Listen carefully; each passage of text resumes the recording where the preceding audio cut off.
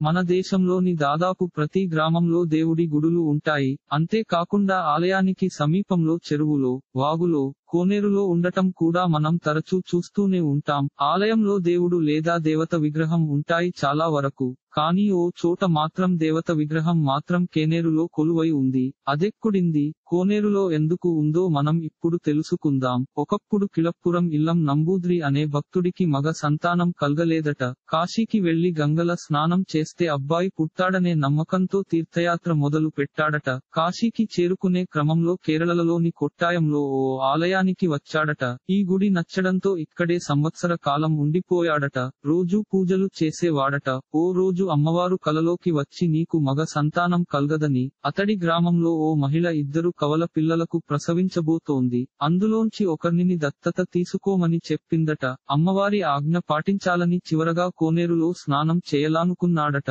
కోనేరు మెట్లపై తాటాకుల గొడుగు పెట్టి స్నానం చేసి వచ్చాడట. తాటాకల గొడుగు ఎంతకు లేపలేకపోయాడట. పక్కనే ఉన్న స్వామీజీ అమ్మవారి శక్తి ఇందులోనే ఉంది, గుడిలోని విగ్రహం తీససుకొచ్చి ఇక్కడే పెట్టాలని చెప్పాడట.